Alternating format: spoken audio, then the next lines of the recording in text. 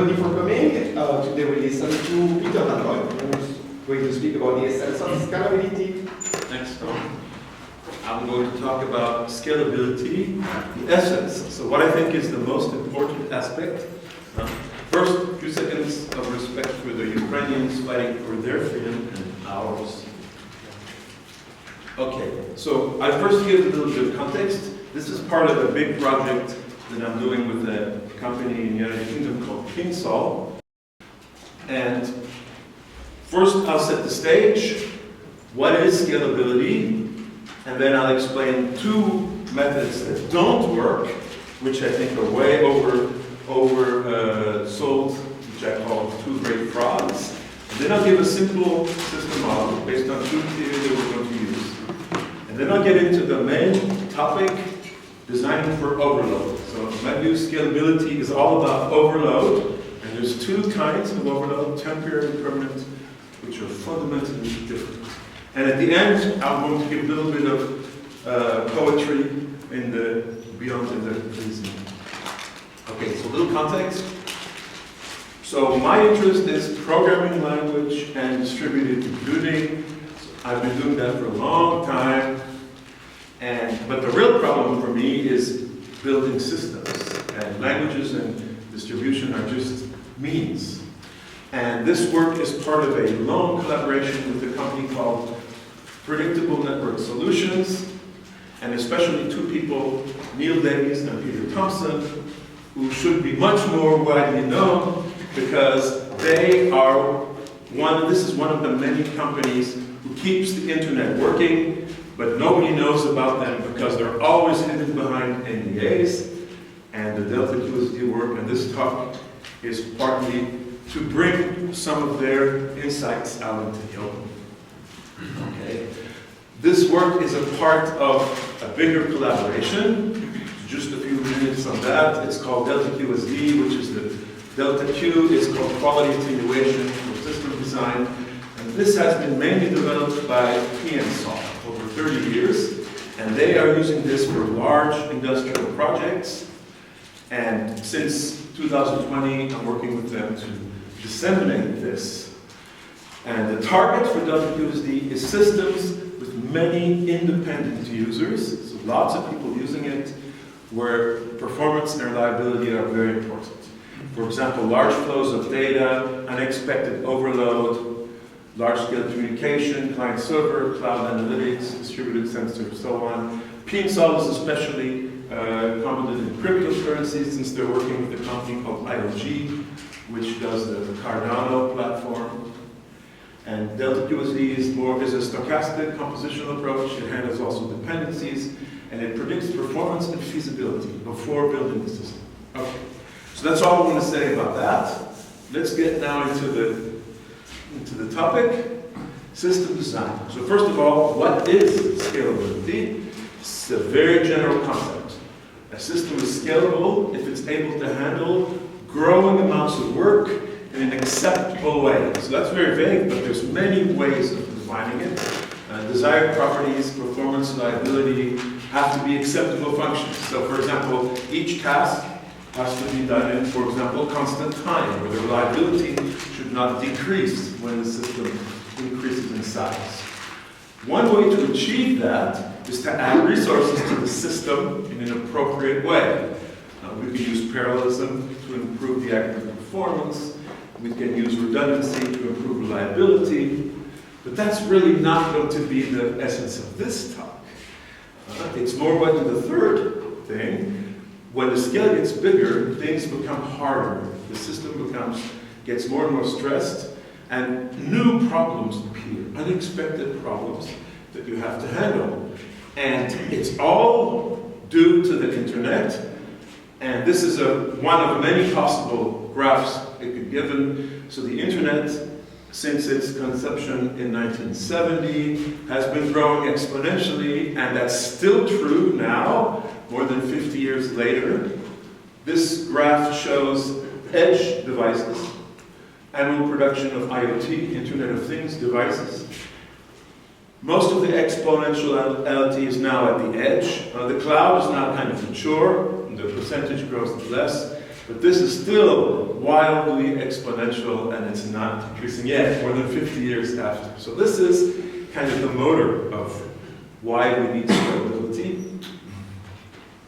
So, to go where no system has gone before, we of course need parallel execution, we need redundancy for fault tolerance. These are necessary but not sufficient. But the real issue is that a scalable system, because it's designed to be increased in size, will often be pushed to the limit, to the edge. Therefore, they must support overload, okay?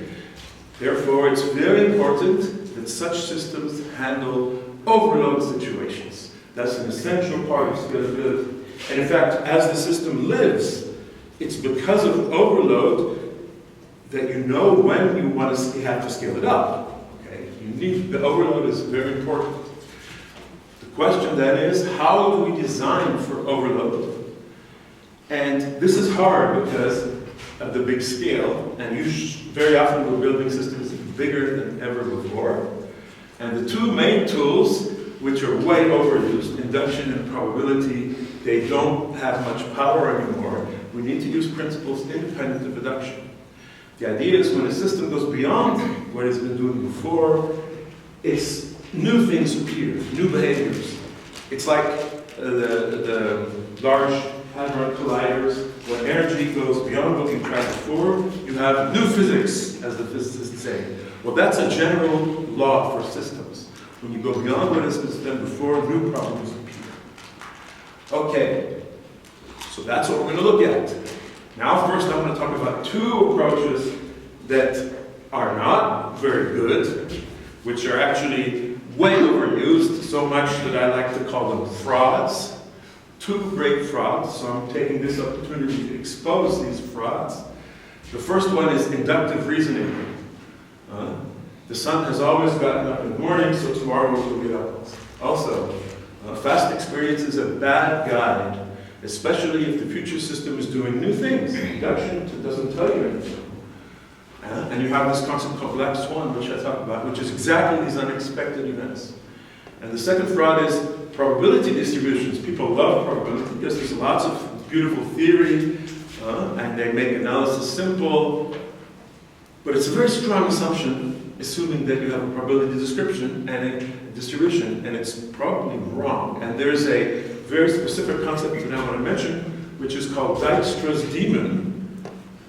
Okay, so Dijkstra's demon was first recognized by a famous computer scientist by the name of Edgar Dijkstra.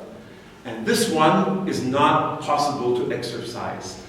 In electronics, people know about Maxwell's demon, which has been exercised, doesn't exist, but Dijkstra's demon will continue. So here's a guard command. You have each guard here, it's like an if statement that's generalized. Each guard is a Boolean condition, each S is a statement. The way this executes is you select any guard with the Boolean condition true and you execute it. And it's a non-deterministic choice. Okay, so this is an essential part of specification programming. What can we assume about that selection? Is it fair? Is there some probability? No, we cannot assume that. And Dijkstra realized it. The most effective way out is to assume the unbounded machine is not equipped with an unbiased coin, but with a totally erratic demon. Okay, and this is a very important insight. You cannot use probability to prove correctness. All paths must be verified, even very rare ones. You have to be very wary about probability. Sometimes you can use it when the events are independent. So we will use it in certain cases, but in many cases you have to drop it. And the other problem is induction. Systems are designed by relying on induction, inductive reasoning. The past predicts the future. I remember the year 2000, because I'm an old timer. It was far away in the 1980s. It arrived, and sometimes systems crashed. Dinosaurs are too big to fail. Induction, they've always survived in the past, they will survive in the future, and the same for banks, but they do fail. And in computer systems, this is everywhere, and it's very carefully hidden. It's part of the illusion of infinite resources.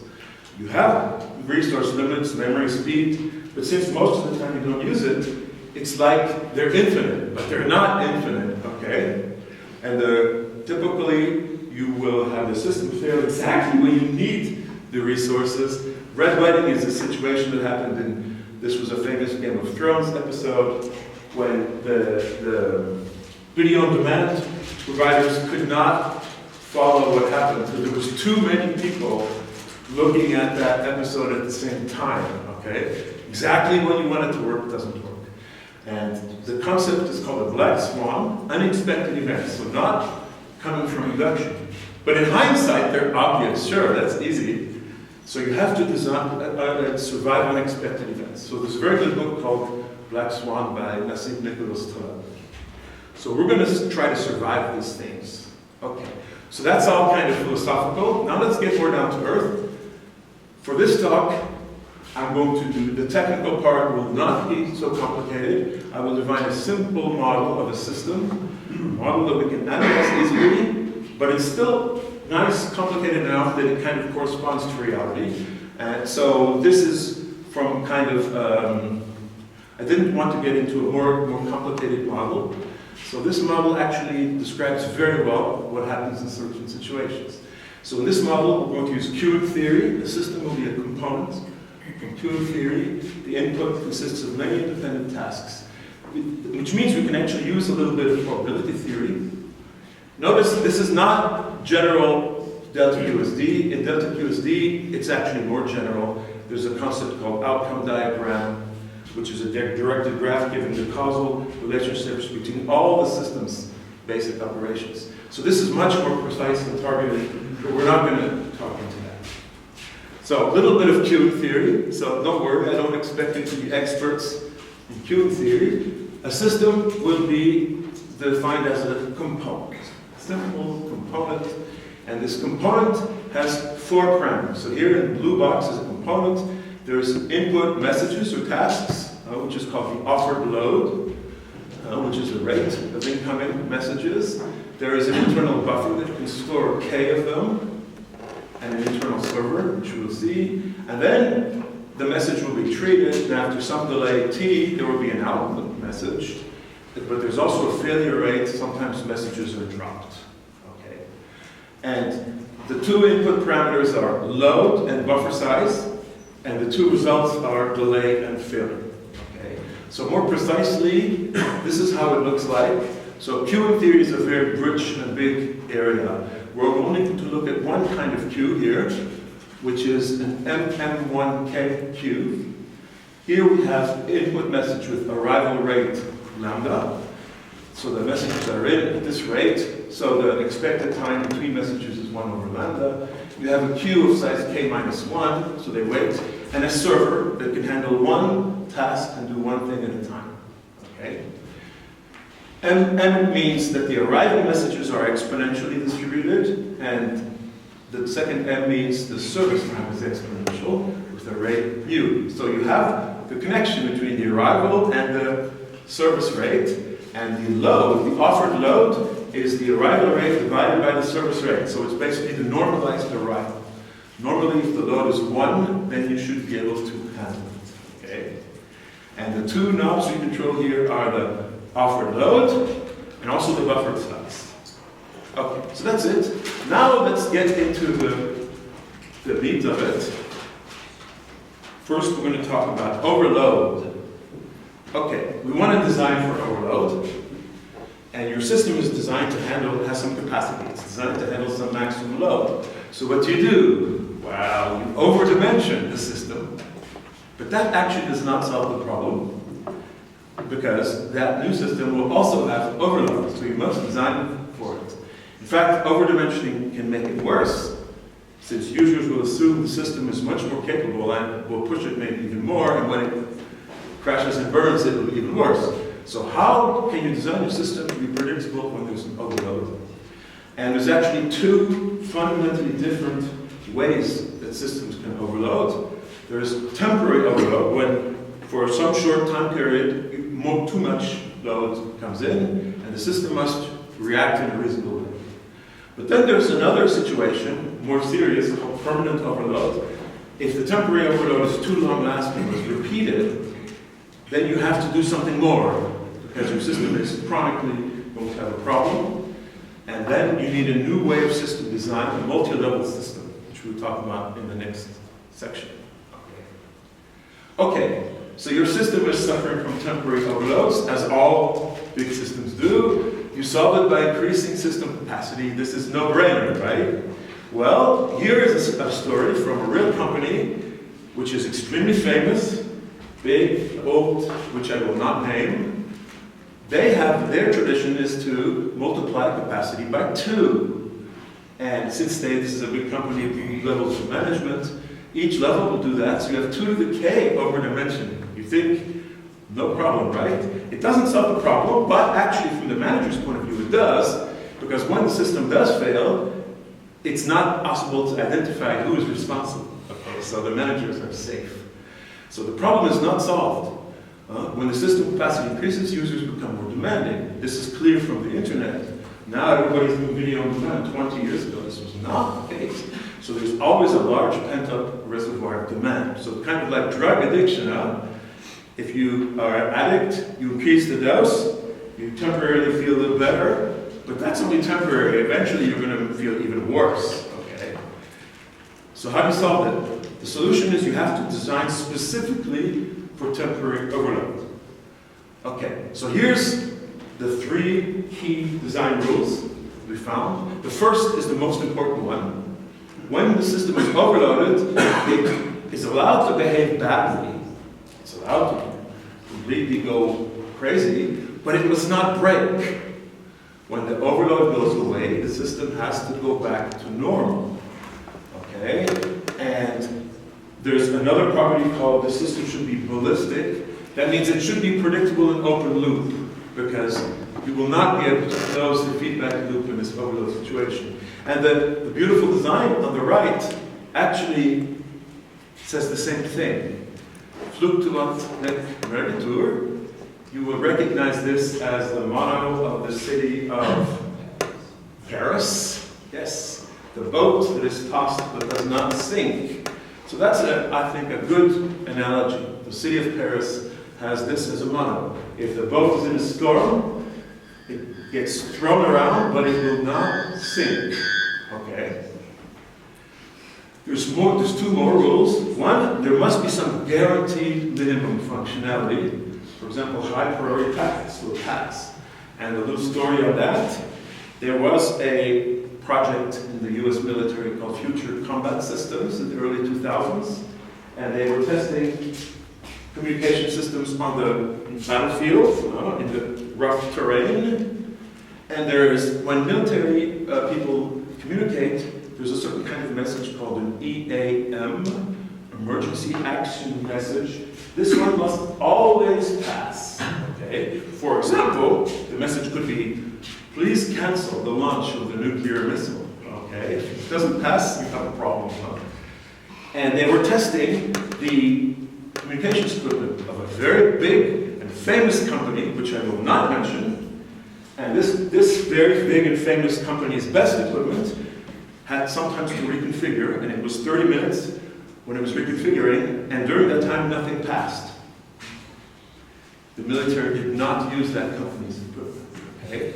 And the third rule, the system still can be observed and controlled. You need some view on the system, a management interface. Okay, so let me talk now more technically about the effects. We get back to our queuing model. There's 2 situations, low load and high load. Low load, so the normalized load, that 1 is the capacity, less than 0.8, all is well. Underloaded components are very nice. But when you increase the load, and it doesn't actually have to be 1, when it starts getting close to 1, things start getting a lot worse.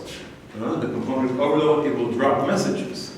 And when it's much higher than 1, like 10 or 20 times overload, the failure rate will tend to 100%. So there's a kind of switchover between 0.5 and 1, when it goes from being very nice to very bad, okay? And there's a very specific kind of problem that happens from a temporary overload. You have a long-lasting increase decrease in delay. So let me show you a measurement. So this is coming from the analysis of a real system from a very big and famous communications company, which I will not name, but which had big problems, which was fixed by P&So. So this graph is delay between, so you have a communications network between users and their mobile phones. It goes to the center and it goes back to the other user. So this is downstream packet flow at the very last point. From the last part where you have the ISP to the radio and to the user. Okay? So you can see the observed delay.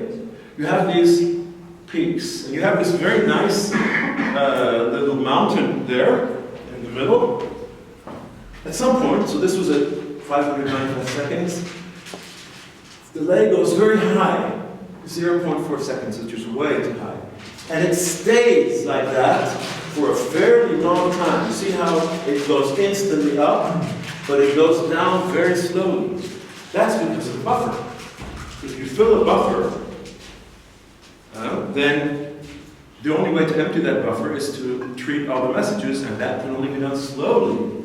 Okay? So you will have a long-lasting degradation, much longer than the actual overload. Okay? So what can you do? Well, we have these two knobs, the load and the buffer size. The only way, so you can change them, changing the offered load, and the intuition is the following. When the offered load gets close to 1, you have these tasks arriving, and they're exponentially distributed, which means that the inter-arrival time can fluctuate a lot. So you can have like bunches of tasks, and they arrive, and they fill the buffer very fast. But once the buffer is full, it's emptied very slowly. The only way to improve it is to decrease the load. Okay? There's no magic. You have to decrease the load. During normal operation, the load should be much less than 1. Okay? And the other parameter, K, the buffer size, when you buy a network interface card, manufacturers love to brag about how big their buffers are. Big buffers are not necessarily a good thing. If you have a small buffer, then of course you will have more failure, but the delay will be improved, will be reduced. Interactive video, for example, is good for that, for gaming. If you have a large buffer, then you will have less failures, less packets dropped, but the delay will enormously increase if you have temporary overload. But that's okay if you do like file download. We don't really care if there's some delays during that. Okay? So the tweaking the buffer size does not really change the fundamental badness of overload. The only thing that really works is to reduce the load. There's no magic. Okay? Now let's take an even closer look at what happens. I call it jumping off a cliff because when the load is 1, it's like a cliff. When you're before that, you're very nice, and when you're after that, you're falling into the ocean. It's very interesting. So we look at the MM1KQ. Sometimes you have fluctuations. You don't know how long the packet will stay in the system. It turns out the wildness, the fluctuations are maximum when you're right at the edge, okay, when the load is around 1. And it's very interesting. The system is actually more stable when it's massively overloaded than when it's slightly overloaded. And I make this nice picture here. So these are the white cliffs of Dover. The top there is the low load. They get much less than 1. The system is stable. You have superposition, which means that the tasks, the amount of work is the sum of the work of the tasks. It's completely linear. Latency is low, predictable. Very beautiful. Okay. Then on the high load case, when the system is, the load is much bigger than 1, again you have the behavior independent of the load, but now you have a very high loss rate. So it's A minus 1 over A. So if A is equal to 10, you have 90% loss. But the latency is high and it's predictable. The idea is you make the decision, you have to throw away packets, okay, 90%. But you make that decision at the entry, and all the packets that get in will have predictable behavior. Okay? And then in the middle, the critical load, so when it's around near 1, there you have large fluctuations. The situation is very unstable, the latency is unpredictable. Okay? But still the loss can be fairly low if you have a large buffer. It's less than 1. So here's a more technical view of it. So these three graphs actually give a lot of information. So you have low load at the edge, so load equal 1, and the bottom high load. And these are cumulative distribution functions of the delay. So the delay is normalized to the service time multiplied by the buffer size, Ks, from 0 to Ks. So if you're at low load, this is the top part here. As the load decreases, the delay is, this is an exponential distribution basically. The delay is very small and tends to go to 0. It's very nice, okay? And the failure rate is also very small. Beautiful, okay? If you have high load here, the delay is also pretty much constant. It's equal to K. But you have some big failure rate here. So this gap here is the failure rate, which tends to 1 when the overload gets very high. But at the edge, you have this really interesting behavior. And you can determine this by analyzing the L1K cube. So you have this linear going up. That means the delay can be anywhere from 0 to K. That means the system is fluctuating. It's because the input is coming in bunches or spread out in bunches. So it's very wild at the edge. So the edge is a wild place to be, okay? So you can see here what's there happening. So it's very important most of the time when you build a system, people don't really worry about overload. But here we're looking directly at overload. So here's another kind of diagram, which is called a throughput latency diagram. So this is the curve of the system behavior. So it's parameterized by the load again. So when the load is around 1, you get the maximum throughput. So at very low load, it's beautiful behavior. The latency is low. It's like horizontal superposition. All the tasks are independent. At a very high load, above 2, 3, 4, and so on, then the throughput goes down. It's because the system has to work in rejecting packets, okay? And the latency will increase, but not so much. But still it will increase, okay? So this is kind of how a well-designed system will behave. And here's an example of a real system that is designed according to this. This is actually a very famous system. It's done by Ericsson. It's called the AXD301 ATM switch. This was actually in 2001. You can see in this graph, the horizontal axis is the offered load. It's the same as the A, so 100% would be 1. And the vertical axis is the throughput. You can see the green part is the good behavior. So when it goes up to 100%, the system is very beautiful. But when you go higher than 100%, the throughput does not increase. It plateaus. And when you keep going higher, here it's 1,000%, so 10 times overloaded. And this system is not crashing at this rate. They have very nice, but the yellow part is the load from rejected calls. Okay, so this is an ATM switch which is used in telecommunication, making circuits communication. Okay, and this system actually is written in Erlang. So Erlang is a programming system that actually is well adapted for building systems that are kind of resistant to load. Okay. Okay, so now you know kind of what happens when you have temporary load. Yeah, Tom? Do you want to take questions during the talk, or you prefer we keep them for the end? I guess now I can take a few questions because I'm going to stop temporary overload and go to permanent overload.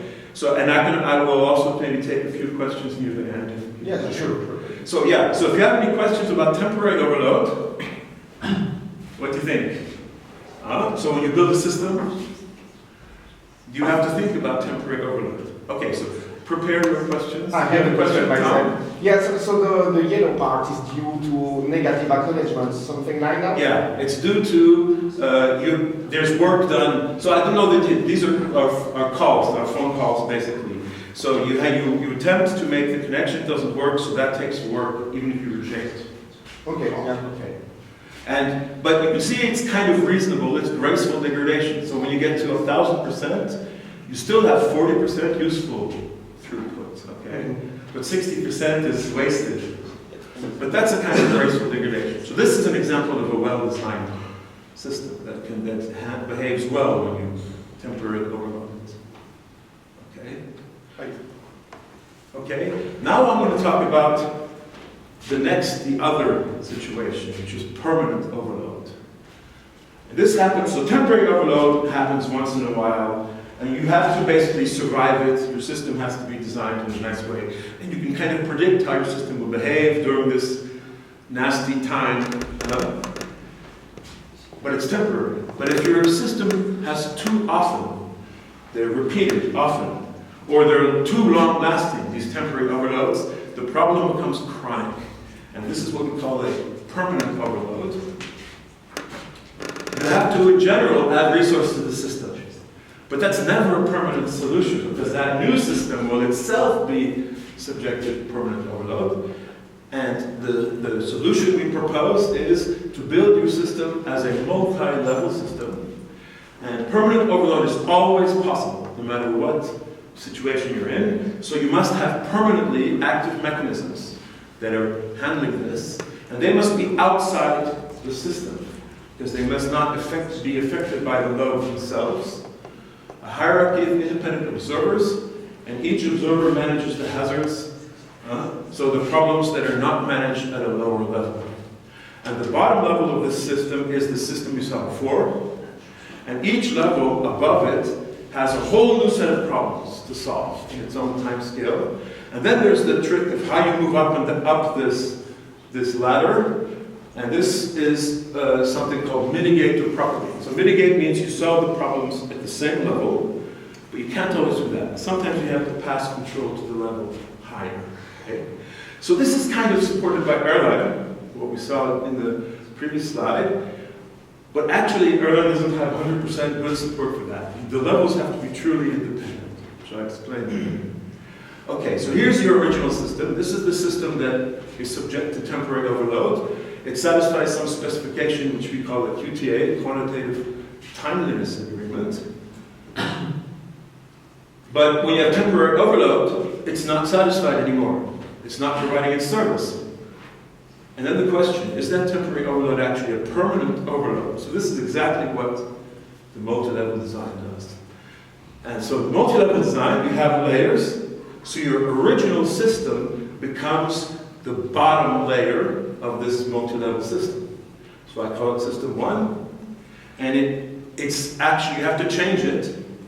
Basically, you have to add, it has to be designed according to what we saw before, but it has to have new abilities. Breach detection, so that it has to continually observe whether QTA1 is satisfied with real-time observation points, so it can inform whether it's breached.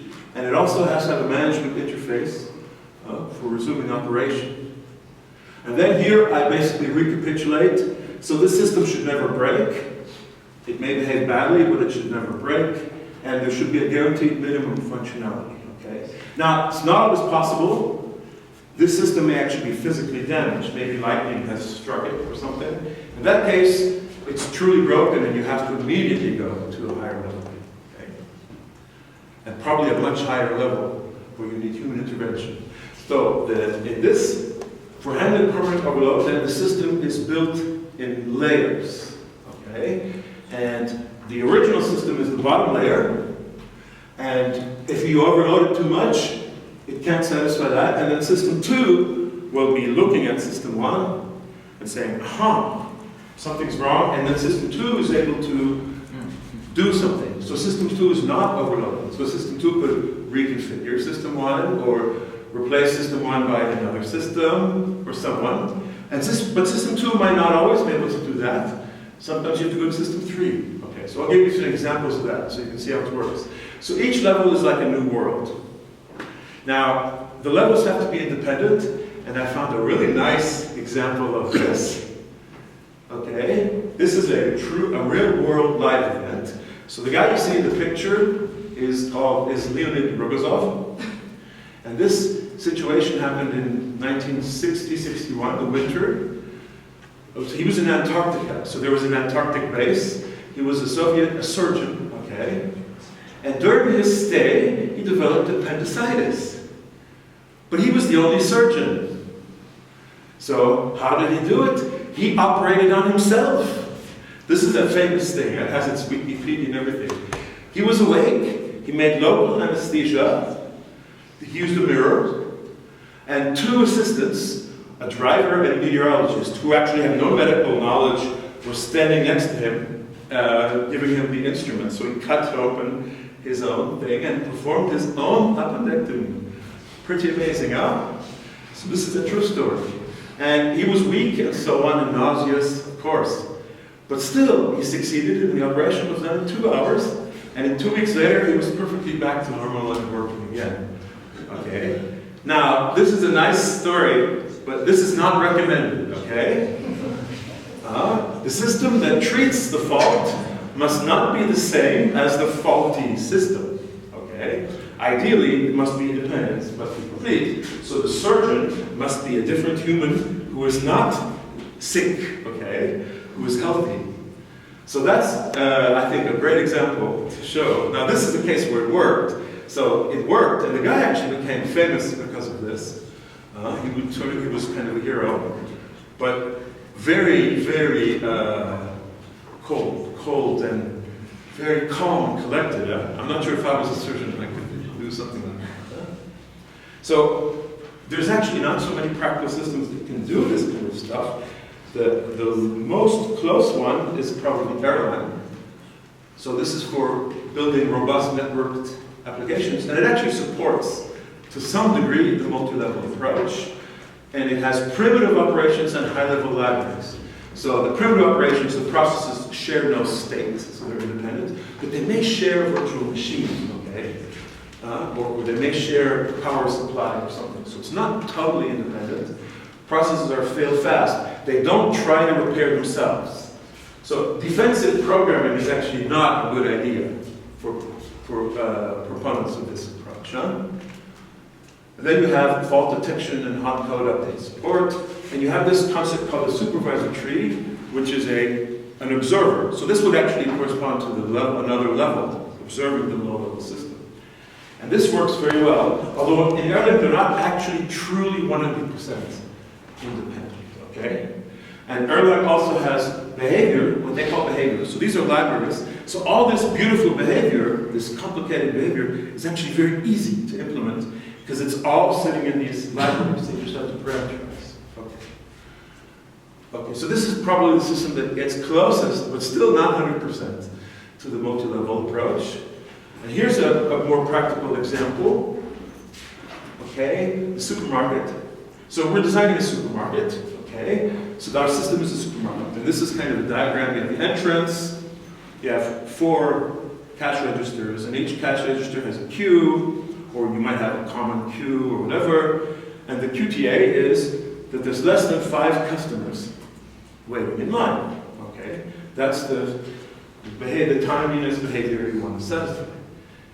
So what happens when there's too many customers in line? Well, the real system actually looks something like this, okay?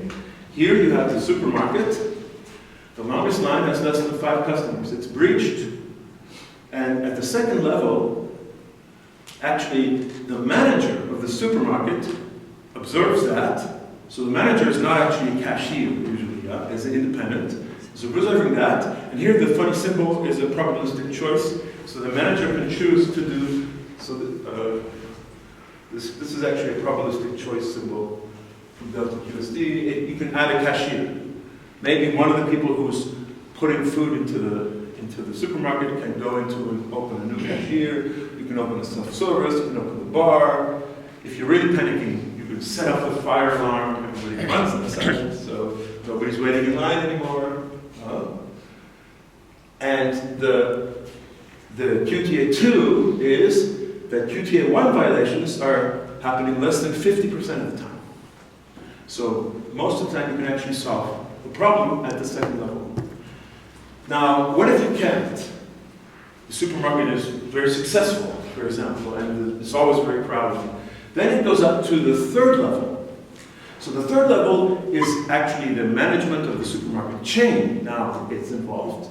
Okay? They see that this particular supermarket, the Aldi in Louvain is very successful.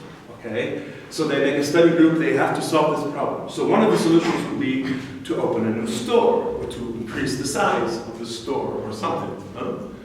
So each level will escalate the solution, and it also happens at a different time scale. You can see the lowest level is people waiting in line, but the second level is at a longer time scale, and the third one even longer. Okay.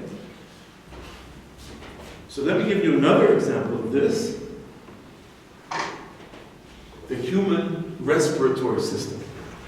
This is a biological example, and it works pretty well since I can see lots of live humans in front of me who have lived for a certain number of years, and they seem to be doing well.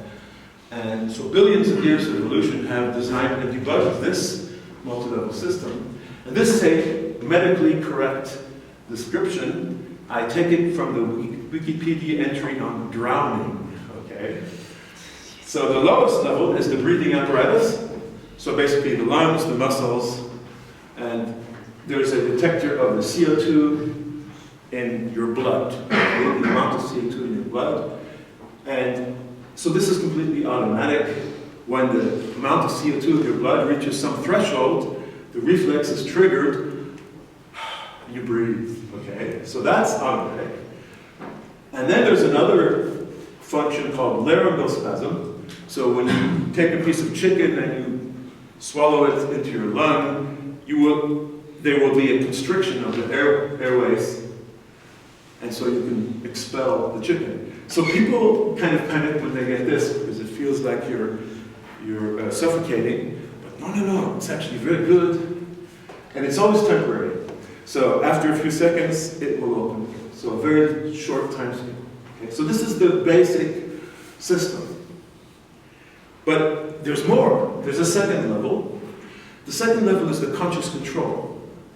The conscious mind can override this reflex and impose its own rhythm. So for example, I'm driving a car, I fall into a lake, and I don't want to breathe while I'm underwater. So my conscious control says, hold your breath, okay? And then I try to get out. So I can plan life-saving actions using the full immense power of the human brain here, okay? So what happens now? What if I keep holding my breath? Well, there's two possible things that can happen. I can reach what's called the breath hold threshold, and this means that the breathing reflex will override the conscious control, and you'll be forced to breathe. You cannot hold your breath until you die, okay? But if you're a trained athlete, another thing might happen. You reach the oxygen threshold in the blood, decreases up to a certain level, and the brain needs oxygen to work. So if this level goes down to a certain level, you fall unconscious. And the conscious control is basically switched off, okay? And that's actually also what happens at the third level. When the conscious control, when you're going crazy, if someone is completely crazy and they want to hold their breath until they die, it doesn't work, okay? In the worst case, they will fall unconscious, and when you're unconscious, the breathing reflex is restarted again, okay? So this is a 3-level, and there's more levels. You can think, for example, the car is going into a lake. Maybe society can design the car so that it doesn't have this problem, or the roads doesn't go into the lake. So there's even higher levels that take longer times, which we'll talk about. This is all inside a single human being, okay? Human respiratory system. And so that's another example. So you can see the kind of thing. Each level is actually completely different from the level just below, okay? Now, there's a question here. Each level has its own business, its own QTA, and sometimes goes to the next level. When do you go to the next level? So, by default, the system tries to stay always in the level. This is called mitigating the situation. But if this is too difficult, then you will propagate to the next level. So this is a design decision when you build this system up. Also, another criterion is the time scale. Each of the levels is at a different scale of time, And if you need much, much more time, then it's probably a good idea to propagate, okay?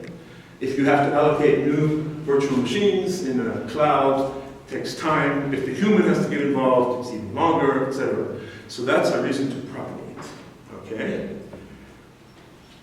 And then there's the connection between the levels, the detection of the breaches. Each level has to have continuous observation of what's called the divergence measure, how close it is to not working well. Okay, here you have the divergence. And you have a violation, true or false. But you want this to be a smooth connection. So this is typically, you need some kind of a hysteresis. So when the divergence increases, at some point you flip to violate.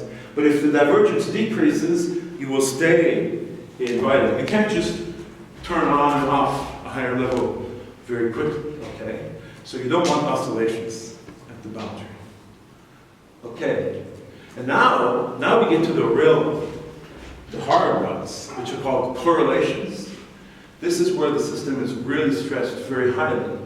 All the probabilistic assumptions break down. So our MM1K model does not work anymore. And the worst case is what is called external correlations. So this is like the red wedding situation. There is a natural catastrophe, and everybody uses the phone at the same time. So the phone system is overloaded, okay? But you still have to obey the temporary overload rules. So for example, emergency calls, certain kinds of emergency calls should still get through. If I want to call the military to come and help people, that call should get through, okay? So the rules that we saw before have to keep holding. But you see that in this particular case, no probabilistic analysis works. All the tasks are arriving at the same time. There's no more independence assumption that you can do. And in the system design, you can usually see this in terms of the time scale. So seconds to do task reconfiguration, hours to days, or years if the system actually has to be changed. And then there's another kind of correlation called internal correlation. This is when the system shoots itself in the foot. This actually happens surprisingly often in a large system where two of the subsystems start fighting each other. Okay? This was never tested. They were developed by independent people. Usually the tests don't go into these extreme situations. Well, they should, but they don't. Okay? So external correlations is really the place where these techniques, they have to work and where these techniques have been successfully used. Okay? And a final point, I want to say something about time scales. So I've mentioned a few times that each level happens at a different time scale. So the base system has its own time. If it's a communication system, it could be milliseconds or less. And it has to obey its rules. It is tossed but does not sync, and it has guaranteed minimum functionality. But then, when you increase the levels, the second level is you can start kicking out tasks. You have some gatekeeper that removes things, but that is slower, seconds. Or you can reconfigure. You might do elasticity. You might allocate more virtual machines. You might do software rejuvenation. That's actually rebooting the system. That actually is a surprisingly useful technique. Or put a human in the loop. And then the worst one, the one that takes the longest, is where you actually have to permanently modify the system. Okay. So you see, this is a very global kind of approach. Okay. Okay, now I want to finish by some poetic reflections. A little bit less technical, maybe, but important when you do system design. What happens when you go beyond? When you go to the unknown? So first of all, when you go to a new scale, new things appear. That is a clear thing. And here is a quote from a very nice, important, quite beautiful movie called The Maltese Falcon. So you have a Detective Sam Spade, and you have the bad guy who's Casper Gutman, the fat man. And Casper Gutman is looking for the Maltese Falcon, which is that ornament bird on the right, which is filled with jewels, and he wants to give 10,000. So he wants to give 100,000, but when he actually gives money to Saint-Tropez, he only gives 10,000. We were talking about a lot more. We were, but this is real money. So when you get from fake money to real money, things change completely. $1 of this, you can buy $10 of talk. Whenever the system gets big, new things happen, okay? So so you will permit me to introduce a little poetic slide here. This is the Alps viewed from space. So this is a very recent photo. So in the Middle Ages, no one had ever seen this, okay? But it's very beautiful, okay? It's like a work of art. And so this has always existed. So my view is that what exists in nature, natural intelligence and creativity, is far ahead of anything that humans do. And I will finish by giving a quote from Goethe, who understands, actually, this is a very smart guy who has understood many things. So here we have a growing plant, okay? A green plant shooting up from its root, strong green leaves from the sides of its sturdy stem, and at last, terminating in a flower. The flower is unexpected and startling, but come it must. Nay, the whole foliage has existed only for the sake of that flower, and we'd be worthless without it. So while the plant is growing, you don't see the flower. You see so you don't even imagine, if you've never seen this, that there could be this thing, this new thing, okay? But the new thing is there, it will come. And this is what scalable systems do. It's like scientific research. You will go into new, unknown things. You will experience new problems. So what can we do? We cannot predict it. We can just make sure it behaves reasonably. So it's like gardeners. System builders are like gardeners. We don't actually build the system. We encourage the system to grow and to become healthy. But in fact, it's beyond us, okay? Because the system is going to be confronted with things we cannot imagine. Okay, let me now go to conclusions. So here I summarize the whole thing. First of all, scalability is a multifaceted. Achieving it is much more than just adding resources, and it becomes much more difficult as the scale increases. Traditional techniques, induction, probability, lose their power. New unexpected phenomena appear at each new scale. And the motor, which is ICT infrastructure, is still growing exponentially. So we still need this, okay? And there's no end in sight. IoT is expected for many years to grow exponentially. And I talk about temporary and permanent overload. The temporary, I give you 3 design principles, and we show, using a simple system model, the kind of behavior that you can expect from a well-designed system under temporary overload. And then permanent overload, there you have to do more. You need actually a hierarchy of independent observers organized in such a way that each level handles things that cannot be handled at the lower level at a different time scale. And the hardest things to handle are the external correlation. So that's kind of the holy grail. And the company PSOL that we're working with has actually a lot of experience in that. So what I've just told you today is part of a much bigger project, which is disseminating Delta QSD, and a final plug. I'm giving a tutorial at the International Conference on Performance Engineering in London on May 7th. And that's all. Thank you very much.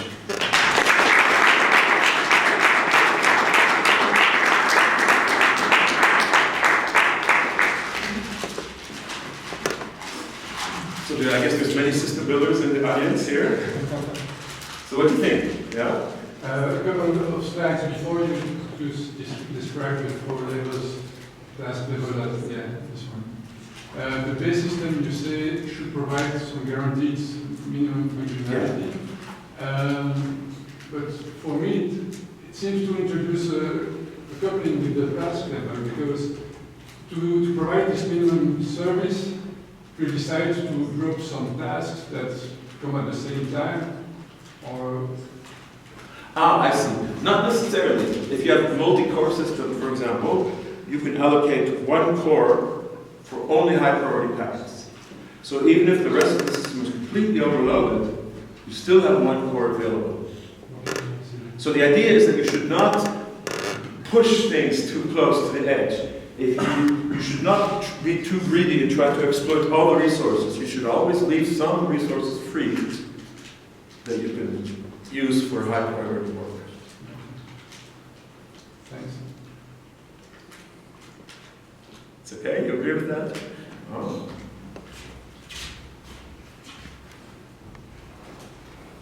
So you're all going to run out and test overload in the next system you build, right? Temporary overload. People usually are afraid of overload. Overload is your friend, actually. It's part of the real world. Overload. Huh? Is an overloaded academic stable system? Ah, yeah, but no, I mean, it depends. If he's just a little bit overloaded, then he's kind of chaotic. If he's really overloaded, then he's throwing away most of the work, okay? So, yeah, he can be stable, but he's not maybe the most... Productive and stable are two different notions. Yeah, but the point is, when you reduce the load, it goes back to normal. It becomes a normal person again. It's great work. You can retire. Okay, I see what you're saying. So an academic is chronically in overload situation. Yeah. Yeah, that's a really good point. What if you, so the only way to solve that is for the government to finance more academics to reduce the load for academics. So it goes to the next level. Huh? But of course, this next level is not really assuming its responsibilities. But beyond the joke, I mean, many of the things you said apply to human organizations. This actually also applies to human organizations. Absolutely. Yeah. So there are organizations where the employees are in chronic overload. Then you will always be in that temporary overload situation. You will always be prioritizing, and you will kind of be not very stable. Okay. So I don't have magic solution for overloaded academics. But at least we can see them. The point is they should go back to normal if you reduce their load. Okay. Yeah. How do you ensure that your measurement of the QTA1 system is correct? That's actually not so easy, and a lot of work has been done there on that. Because at some point you have to use aggregate techniques, you have to make some kind of assumptions. So the delay to measure cumulative distribution functions requires multiple measurements, and if the system is in wildly fluctuating, so this is actually not easy. Yeah. And so actually I have a master project. So PNSOL, they have experience in this, but it's not really been formalized. You add observation points to the system, so into the source code, and then you have to, from that, you can deduce whether the QTAs in real time are being satisfied or not. But that's something we still have to really work out. So that's actually very hard. Yeah. Especially when it has to work exactly in the case when it's the hardest, when you have overload. But it is possible, it has been done. There's many ideas, but we still have to kind of make it very crisp and clear and explained. Yeah. So I will talk a little bit about that in my tutorial. But there are parts that are not yet been disseminated. So basically we have meetings with these guys, Neil Davies and Peter Thompson, where we pick their brains, and sometimes they talk about their experience, and even they have not really formalized it. And we try to take this experience and turn it into an approach, a design approach. So which they deserve. I mean, they have been doing very much useful work, and each time I say there's some big unnamed company, these are really big companies that everyone knows. I just don't want the name to be on the video recording, okay? Because most of their work is behind NDA. So I can talk about it over a beer, but I cannot talk about it if there's going to be any kind of dissemination, okay? So that means this kind of company like PNSOL, there's other companies like this, they are extremely important, and there's a number of these in the internet, but they don't get the recognition they deserve. The internet is actually basically working because of a small number of these guys who are putting out fires and fixing these kind of problems. So PNSOL is one of these companies. And I can tell you some of the fires. I mentioned some of them. There's a big company 2 months before their product rollout, they saw that it only worked up to a few hundred users, did not scale. The communicate didn't work. So panic mode, of course, huh? So P-install actually then instrumented with observation reports, diagnosed, and was able to fix the problem, okay? And it was actually this problem. This was actually a real problem. This actually comes from a real industrial case study where they actually saved the life, in some sense, of some huge company. So the company didn't realize what was going on because they never had really pushed the system. Okay. Last question. According to what you discussed with those guys, is it interesting to have a probe trying to open a new stream, for example, a video stream from the exterior of the system to see if the stream opens, or is that a bad It might be a new stream. You mean you have an external probe observing is almost always a good idea, okay? So when the system is having problems, you want observation. Yeah, so it's probably a good idea, yeah. This is the kind of thing you want to do. But the thing is, it's always been kind of ad hoc. People don't really talk so much about overload. You take books on scalability, I have this book on the art of scalable engineering. There's really not so much discussion of overload, which is, in my view, one of the really important things, okay? So it's kind of ignored issue in some sense. At least I didn't find really any references before working with P&L, yeah? So here you seem to discuss mostly about like situation of overload, where you have a load that's below some threshold, and then Yeah. if you're in the overload situation, you try to solve that somehow by getting back to a normal load. Yeah, if you're in a temporary load situation, you just wait until the overload goes away, basically. And you have to survive during the overload. Yeah. Batten down that, just hurricane comes, you close down, like in The Wizard of Oz. The hurricane comes, they batten that, they close all the door, the basement, and they wait until it passes. That's all you can do. I guess if you get permanent overload, you try something. Permanent overload, you can't, that's not enough. You have to do more. You need some more structural solution. Yeah, but in the end, like the goal, I guess you assume here is kind of like increasing capacity to solve your. Yeah, at the end, the goal is to have less overloads, is to reduce the overloads. You never can remove your them. systems that are designed to be overloaded in the sense that Yeah. They are designed to survive, but they will not perform well, okay, when they're overloaded. Yes, but you could have systems that were, by design, you don't want to invest enough capacity to serve all the demands. Yeah, so that it could be part of the design that you let the system be bad when it's overloaded. That's what you're saying, because it's cheaper. Yeah. Yes, but I Could guess be. then you were like, how do you define this, like, QTAs and so on? And It's very, very flexible. Every system has its own. There's many, I mean, it's what you want. It can be extremely demanding or not demanding. It's very broad. It's like scalability. How do you define scalability? There's no one. It's a very broad concept. So in general, the framework can handle this kind of things. Yeah, the framework will handle it. Once, if you give me a QTA, then I can tell you what to do. But the QTA comes from you, okay? It comes from what your users want. Do the users tolerate that half the phone calls don't get through? Well, if they do, then your system doesn't have to be so well scalable. But many users will not tolerate that. Yeah, depends on what your users like, can tolerate. they will tolerate not giving like 4K video on the evening, but rather full HD only. But if you give them the 4K video, you over-dimension, and they start getting used to it, then if you take it away, they will be very angry. Okay? So over-dimensioning is only a temporary. It's never a permanent solution. Okay, Peter, I think we've got to stop here because we've got to I have my course. in I have my course. 5 minutes. So let's kind of